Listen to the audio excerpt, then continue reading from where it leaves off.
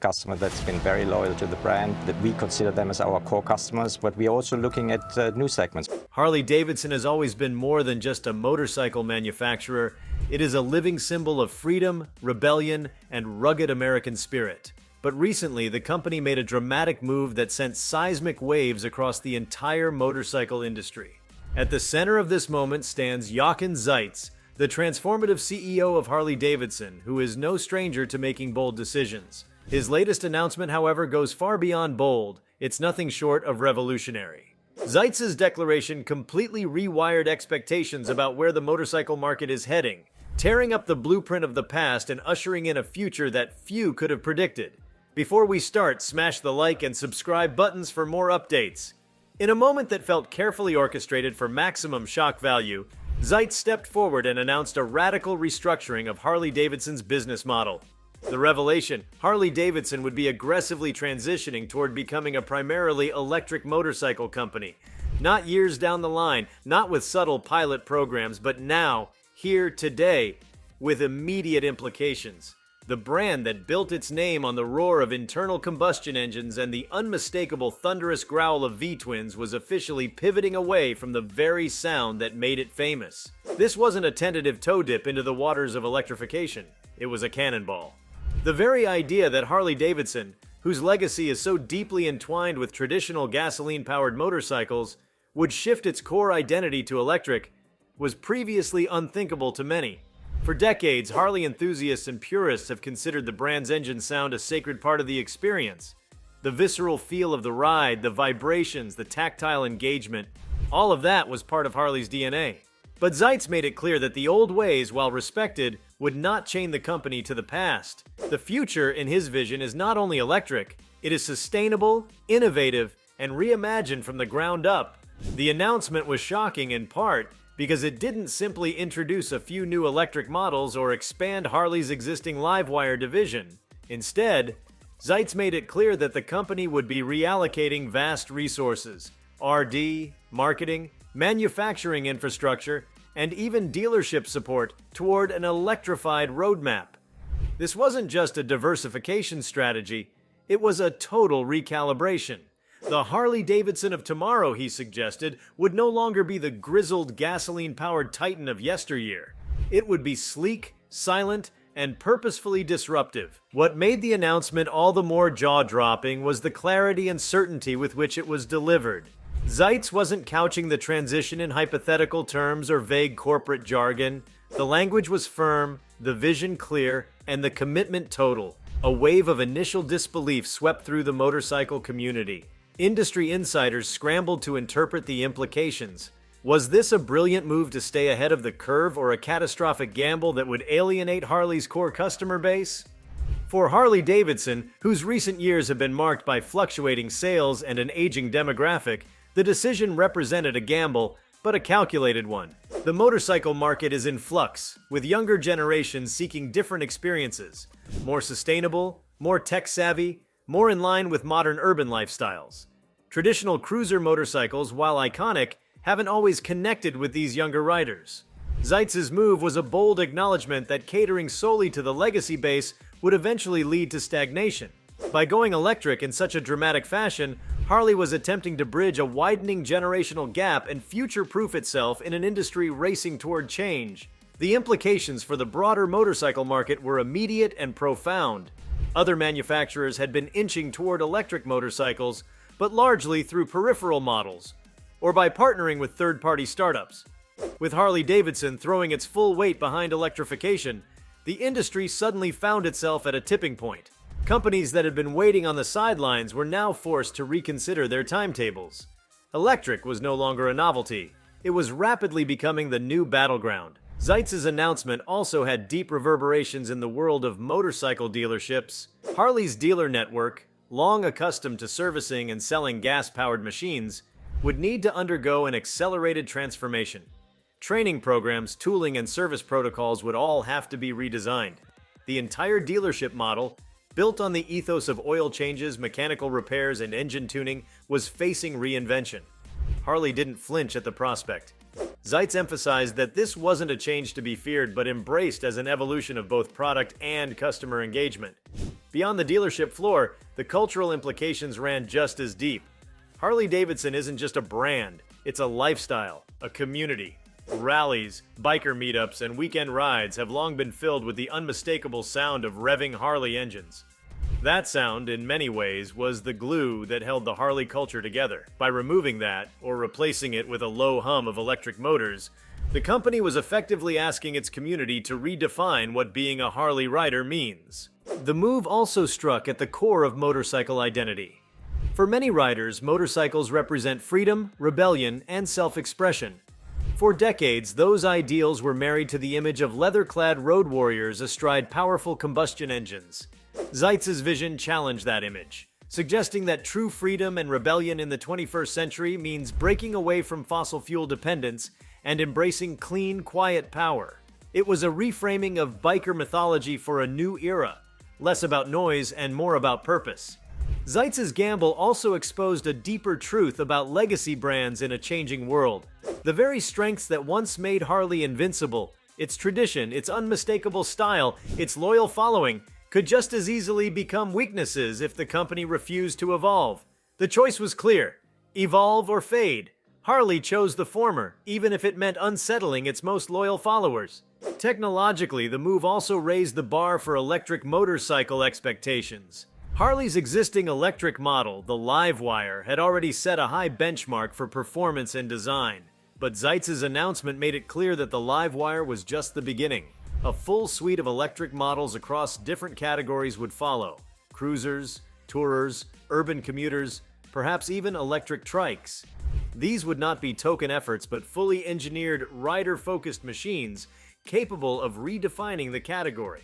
In markets around the world, the reverberations were felt immediately. European and Asian manufacturers, already under pressure from stringent emissions regulations, now faced a new kind of competition, not just on compliance, but on innovation.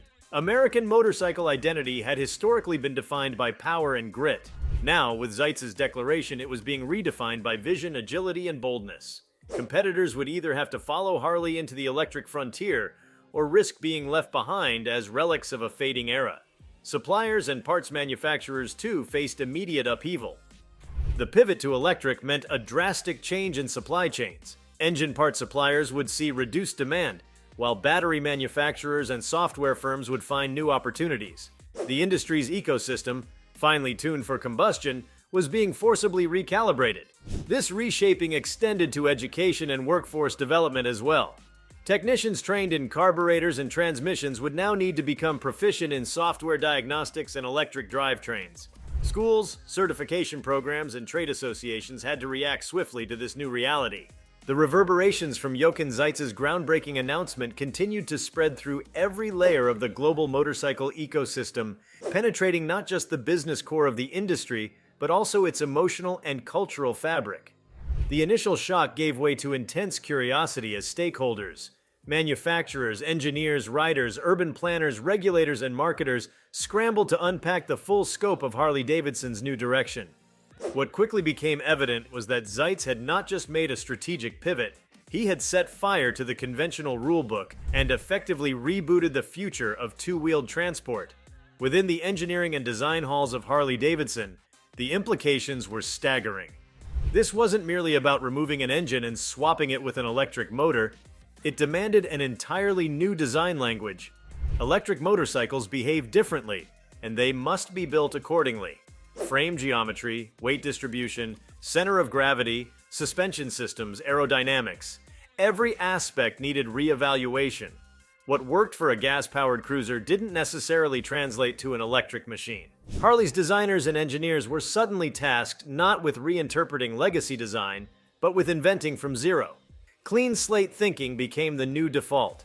This creative reset sparked an internal renaissance. No longer tethered to the aesthetic constraints of large fuel tanks, heat management systems, or traditional engine casings, designers were free to push boundaries. What emerged was a new wave of prototypes, some with radical silhouettes, others that echoed Harley's heritage while integrating futuristic accents.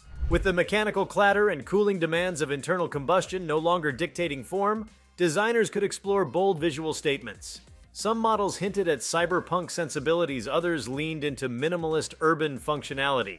Each one signaled a departure not only from Harley's past, but from the entire industry's collective imagination of what a motorcycle should be.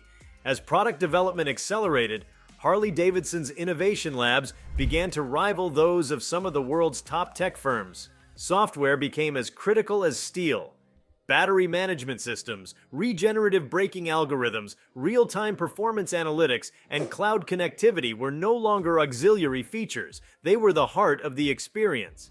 Harley started investing heavily in proprietary digital ecosystems. Riders wouldn't just own a bike, they'd be part of an integrated platform. GPS-linked ride logs, ride-sharing features, over-the-air updates, real-time diagnostics, and even social networking capabilities were being embedded into the next generation of Harley bikes. Zeitz's move also shifted the conversation around motorcycle safety and performance. Electric motorcycles come with unique handling characteristics, acceleration curves, and maintenance profiles.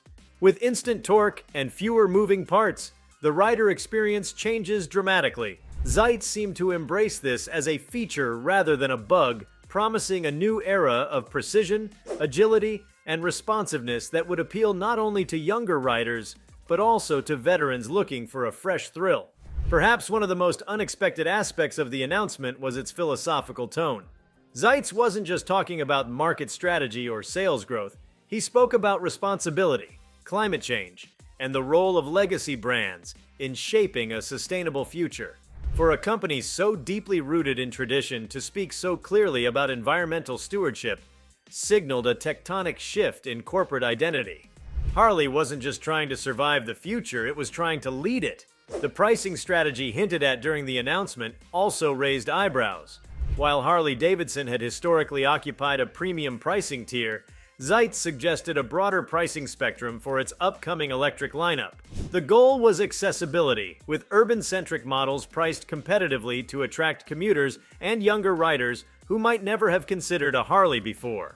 This was a direct challenge to companies like Zero Motorcycles and even electric scooters that had dominated the urban market.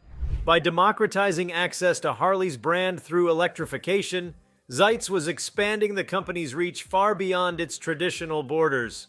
There was a palpable sense that Harley Davidson, under Zeitz's leadership, was not merely undergoing a product transformation, but a full-blown ideological one. It was about rewriting what the brand means, how it communicates, and who it serves. No longer just the bike of the outlaw or the weekend warrior, Harley was positioning itself as the bike of the conscious rider, the city navigator, the global citizen. This shift also positioned Harley Davidson as an unlikely leader in a broader conversation about mobility. The company began aligning itself not just with motorcycling, but with urban design, smart infrastructure, and sustainability goals. Partnerships with municipalities, integration with smart traffic systems, and even potential involvement in battery swapping networks were all hinted at. Harley was no longer just a motorcycle brand. It was aiming to be a mobility company for the next century. This deeper integration of technology opened up entirely new modes of user interaction. Riders could fine-tune performance parameters on the fly using mobile apps or handlebar-mounted digital interfaces. Torque delivery, ride modes, throttle responsiveness, and regenerative braking strength could all be customized per rider preference, road condition, or urban environment. This level of digital customization created an experience that was far more personal and adaptive than anything possible with analog, gas-fueled machines. Charging infrastructure quickly became another area of strategic focus. Zeitz's announcement had unspoken implications for Harley's involvement in building or influencing the charging ecosystem itself. Harley Davidson, traditionally a product-first company, was now taking on an infrastructural role. Quiet partnerships were already forming with energy providers, urban developers, and tech startups to help expand high-speed charging networks in key markets. For electric motorcycles to thrive, seamless charging experiences were essential, not just in urban centers, but along scenic routes and in rural corridors where Harley riders have long journeyed. With its pivot, Harley was also repositioning its brand as a lifestyle beacon for the 21st century explorer, not the gas-guzzling road warrior, but the eco-conscious adventurer. Entire apparel lines were being redesigned with sustainability in mind. Materials, packaging, and distribution processes were scrutinized under a new lens. Riding gear embedded with wearable tech. modular charging accessories, and solar-powered add-ons began appearing in design previews. The brand message was evolving in real time. Harley Davidson was not abandoning its identity, but rather redefining it around freedom with a conscience. In parallel, Harley's marketing divisions faced an immense challenge. How do you tell a brand new story to a divided audience? One foot in the nostalgia-fueled traditions of leather, chrome, and roaring engines, and the other in the digital-first, socially aware world of the future? The answer was not a compromise, but a bifurcated strategy. Harley began crafting different narratives for different segments. Longtime loyalists would receive messaging that honored their legacy while inviting them into the future as stewards of the brand's next chapter. For new riders, especially younger urban dwellers, the message was sleek, aspirational, and progressive. The electric Harley wasn't just a motorcycle, it was a declaration of personal values. This dual-pronged strategy was risky but calculated. Harley didn't attempt to dilute its story. Instead, it created parallel arcs, both of which ultimately converged on one central idea: evolution. The brand was transforming not because it had to, but because it was willing to lead. The campaign materials reflected this ethos with stark visuals, black and white images of classic Harley moments, juxtaposed with glowing outlines of the new electric models set against luminous skylines and green landscapes. The voice was confident, urgent, and visionary.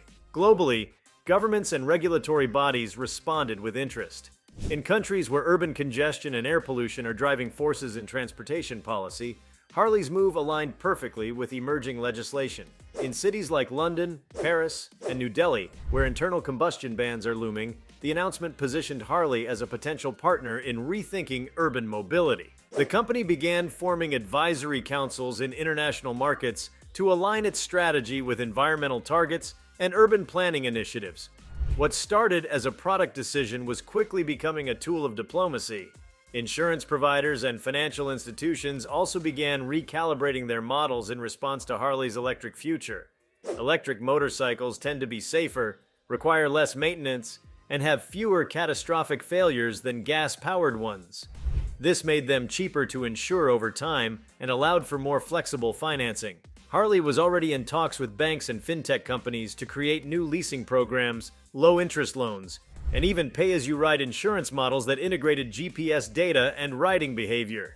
From a talent standpoint, Zeitz's announcement also triggered a hiring wave. Engineers from the EV automotive world, software architects, battery chemists, UI/UX designers, and urban mobility analysts were all brought into the fold. Harley Davidson was no longer just a motorcycle manufacturer, it was becoming an incubator for cutting-edge innovation. Corporate campuses began to resemble tech hubs, filled with collaborative spaces, digital whiteboards, and rapid prototyping labs. The internal culture was shifting away from hierarchy and toward experimentation. Speed was now a virtue. Legacy assumptions were open for challenge. This new energy attracted a generation of professionals who may never have considered working for Harley before. Academia, too, took notice. Engineering schools, design institutions, and business programs began forming research collaborations with Harley to explore new materials, battery chemistries, ride dynamics, and sustainable production methods. Think tanks invited Harley execs to speak on panels about the electrification of transport. Zeitz himself was being cast not just as a CEO, but as a thought leader in corporate transformation and sustainability. The move also dramatically impacted Harley's supplier ecosystem. Longtime partners who specialized in exhaust systems, air filters, or combustion-based components faced obsolescence unless they pivoted. Some were invited to reinvent themselves within Harley's new supply chain, producing parts for electric drivetrains, smart dashboards, and battery modules.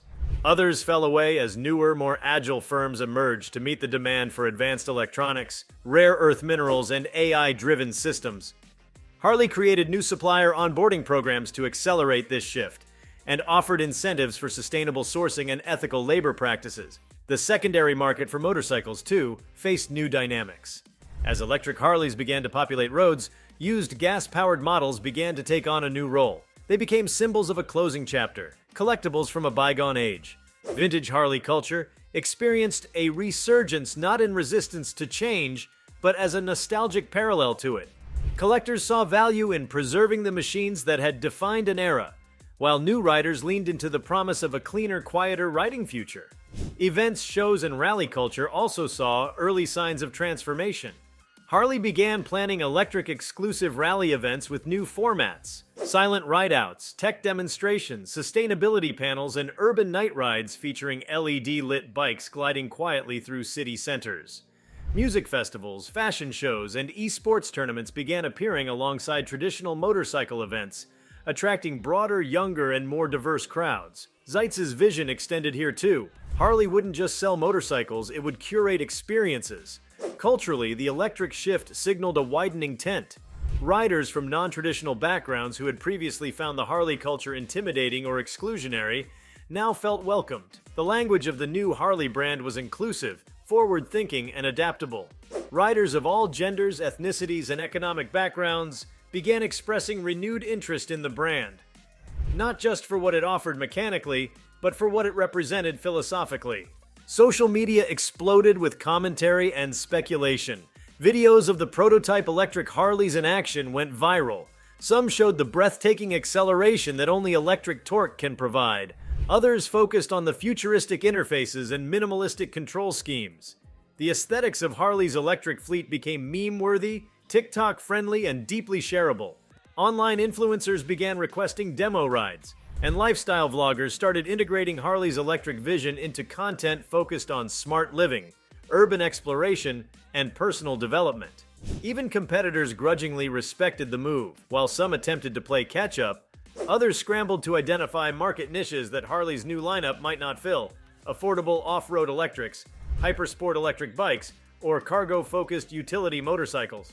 Zeitz's announcement had sparked a chess game, and every piece on the board was now in motion. As supply chains adapted, as engineers raced to build the next-gen bikes, as cultural perceptions shifted and new demographics stepped into dealerships that were transforming into sleek, digital-forward showrooms, the overarching reality was undeniable. Harley Davidson had moved first, and decisively. While the rest of the industry debated the right time to act, Zeitz had seized the moment, placing Harley at the center of an accelerating narrative about the future of motion, energy, and design. As the dust settled around Jochen Zeitz's radical shift at Harley Davidson, the global motorcycle industry entered a new era of introspection and reinvention. Zeitz's strategic thunderclap had done more than change Harley's course. It had forced the entire ecosystem, from suppliers and competitors to enthusiasts and regulators, to confront a future they were no longer able to delay. This wasn't merely about catching up to Tesla-style innovation or playing in the margins with niche electric models. It was about building a new reality, where motorcycles played an entirely different role in society. One of the most consequential aspects of Harley-Davidson's transformation was the opportunity it created for reimagining transportation beyond the traditional ride-for-recreation paradigm. For much of its history, Harley motorcycles were synonymous with open roads, weekend cruising, and long-haul tours. That made sense when gas was cheap, cities were smaller, and vehicles were central to identity. But Zeitz's announcement signaled a departure from that worldview, suggesting that motorcycles, particularly electric ones, could be seamlessly embedded into the everyday functionality of urban life. Electric motorcycles offered unique advantages for metropolitan living: instant torque for tight traffic gaps, quiet operation to reduce urban noise pollution, and much smaller spatial footprints than cars or SUVs. Harley's next generation of machines could be used for daily commuting, last-mile logistics, short-distance delivery, and shared urban mobility platforms. This repositioning of the motorcycle from a leisure item to a practical urban utility was one of the quiet revolutions hidden within Zeitz's bigger vision. It didn't stop at personal transport. Forward-thinking urban planners and municipalities started evaluating the role Harley's electric fleet could play in public-private mobility initiatives. In cities like Singapore, Amsterdam, and Vancouver, early talks began about integrating Harley's electric units into smart, grid-compatible vehicle fleets, potentially powered by renewable energy sources and managed through centralized AI-based systems. With more governments offering subsidies for electric two-wheelers and drafting mandates for reduced emissions in central districts, Harley found itself aligned not just with market demand, but with policy vision. The company's product roadmap, though kept under tight wraps, was rumored to include a wide variety of vehicle types beyond standard motorcycles. Internal leaks hinted at compact scooters designed for quick urban hops, enclosed e-trikes with weather protection for year-round use, and modular vehicles that could switch configurations between cargo, passenger, and utility modes. These machines wouldn't be called bikes in the traditional sense. They were mobility tools for modern living. With that, Harley began shedding the last vestiges of its previous image as a slow-moving relic, emerging instead as a fast-evolving mobility platform developer. There were whispers that Harley was also exploring energy as a service. Electric motorcycles needed power, and charging access remained one of the largest barriers to mass adoption.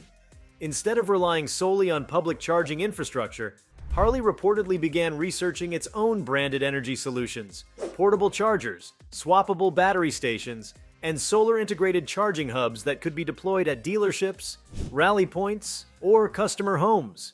This would allow Harley not only to control more of the customer journey, but also to expand its brand into new verticals, including home energy systems and renewable power integration. In terms of regional strategy, Zeitz's move also cracked open markets that had been historically resistant to Harley's combustion-heavy offerings.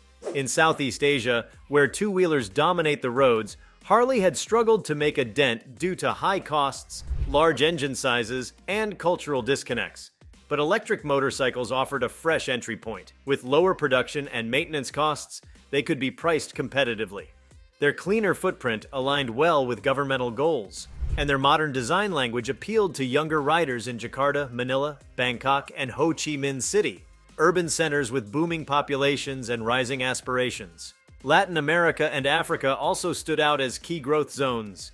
These regions, often underserved by electric mobility infrastructure, had enormous potential due to rapid urbanization, increasing smartphone penetration, and the demand for affordable, efficient transport. Harley was now in a position to develop region-specific models, perhaps smaller, more rugged electrics suited for inconsistent road quality and extreme climates. These bikes wouldn't just be sold. They could be produced in localized microfactories, creating jobs and embedding Harley deeper into regional economies. Harley Davidson's electrification also had profound implications for education and vocational training. New types of technicians were now in demand. Individuals who understood high-voltage safety, embedded systems, and machine learning, rather than carburetors, camshafts, or clutch repair. Harley began forging partnerships with technical colleges and trade schools to offer electric vehicle maintenance certifications. These programs aimed to create a pipeline of talent capable of servicing an entirely new kind of machine, ensuring that dealerships and independent garages could support the transformation without disruption. As the supply chain evolved, the focus on ethical sourcing intensified. Batteries required rare earth materials like cobalt, lithium, and nickel, resources that often came from geopolitically sensitive or environmentally controversial regions. Harley Davidson, under Zeitz's guidance, committed to developing a transparent, traceable supply chain for battery components. The company began forming partnerships with certified mining cooperatives, recycling initiatives, and clean energy NGOs. Its aim was not just to create electric vehicles, but to ensure that those vehicles had as little environmental and human cost as possible. On the software side, Harley took a page from the tech playbook and began hiring aggressively from AI and machine learning circles. Algorithms were being developed to optimize battery usage based on rider habits, geographic elevation, traffic patterns, and even weather forecasts. Over time, this would allow Harley's motorcycles to become smarter, predicting routes, identifying preferred riding styles, and recommending service intervals or software updates without user intervention. This was a future where the motorcycle was not just a machine, but a connected, learning companion. And yet, despite all this innovation, Harley maintained its deep awareness of legacy perception. The concern that electrification would sever emotional bonds to the brand was always present. So Harley responded with sensory design. Engineers were experimenting with acoustic feedback systems, software-generated engine notes delivered through speakers or tactile actuators that replicated certain sonic and physical experiences of combustion engines, but without actual emissions. This technology was being developed to provide riders with the thrill of acceleration and vibration feedback while staying true to the electric drivetrain. If you like this video, please give it a like and subscribe to our channel. Also, could you leave your comments below and tell us? What are your thoughts on Harley Davidson's shocking move? What do you expect happens next? We want to hear from you. Thank you for watching and see you next time.